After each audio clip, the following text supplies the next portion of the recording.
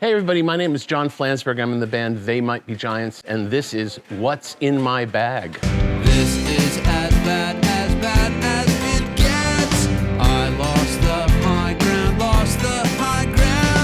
I broke my rule, I broke my own rule. This turns every home into a show place, ladies and gentlemen. I had this on CD. The CD is in the back seat of a car that I sold 15 years ago. It's true.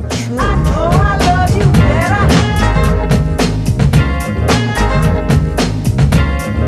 better. This has now been reissued. I don't know how they disentangled the legal entanglements that had this out of print for so long, but this is an amazing record. Prince Paul, definitive producer, great act, show business secret. I actually did sound for them one night, and I got the entire PA going to the left and the whole PA going to the right, and everybody waved along with their hands in the air as if they didn't care. When it comes to being daylight, it's just me, myself, and I. Everybody loves a $2 record. Can't speak to the title. This is a soundtrack put together by Neal Hefty. You know Neal Hefty from the Batman theme.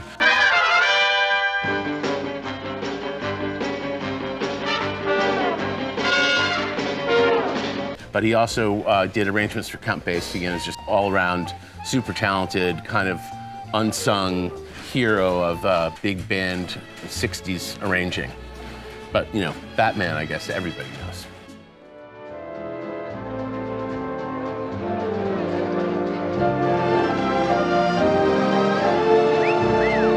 This is a record that I'm very curious about. I wouldn't say it's collectible. This is this guy, Don Ellis, who lived in the East Village in New York in the 60s and 70s, and I guess in the 80s. He started out doing very kind of legit jazz. I mean, not straight jazz, but like he was just sort of a free-range hipster guy. And then over the course of the 60s and 70s, started doing really crazy arrangements. If you look up Don Ellis doing Hey Jude, he does an 8-minute long version of Hey Jude that turns into some of the craziest sounds you could possibly imagine.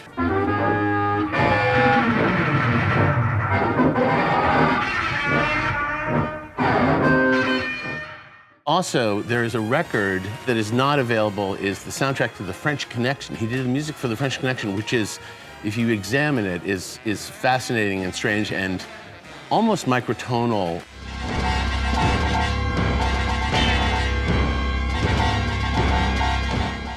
But this is of the same era, produced by John Hammond, so I'm very curious about this. And it was $8, which I can afford that.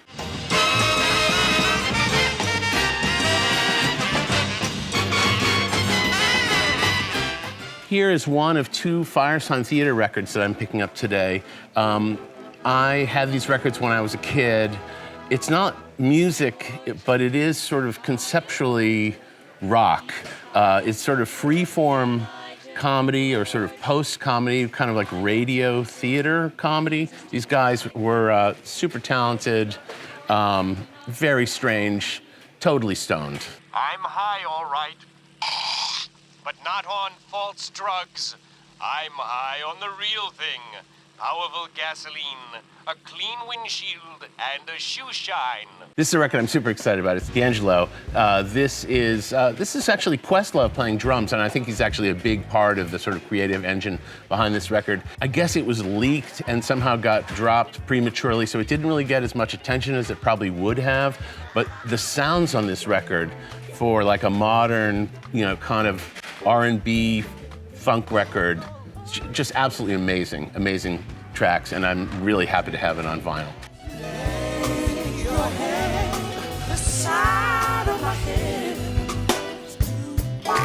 Going back in time, a personal favorite of mine, Freda Astaire. You know, you think of him as Freda Astaire, but the thing that's great about him as a vocalist is he's really, really low-key. It's not surprising to me that he was friends when he was a young man. Freda Astaire and his sister were friends with Cole Porter, and when Cole Porter actually demoed his songs for music publishers, he would record Fred Astaire singing them. I mean, if Cole Porter thinks you're a good singer, I think you got something going on. The way you hold your knife, the way we dance till 3. Here's my penultimate choice.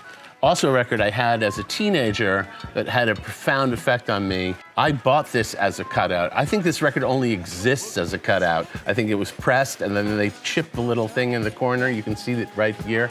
But this is a Bootsie Player of the Year. This is one super fun record. It's very George Clinton, very Parliament Funkadelic, but it's Bootsie just kind of expressing himself on the highest level. And it's great playing, really funny, really just a cool disc. I'm a boogie woogie baby. If you wanna see me boogie, all you gotta do is wind me up. Finally, this is going all the way back in time again. Another $2 find. This is 3 records. This is the Boswell sisters. They are, sort of predated the Andrew sisters. Just a vocal group, super tight vocal harmony. Fun little side note about the Boswell sisters. The first half of their recording career, they recorded on microphones that were not electrically powered. So it's actually just physical, filaments feeling the vibes. This is ultimate vibes music. All recorded on 78s, no electricity. So there you go. The Boswell sisters, the beginnings of popular music. You got me acting just like a loon. It must be love. Thanks for sharing with us today. Oh, it's absolutely my pleasure. I love it here. There must be a way to scare off this old dog. Amoeba.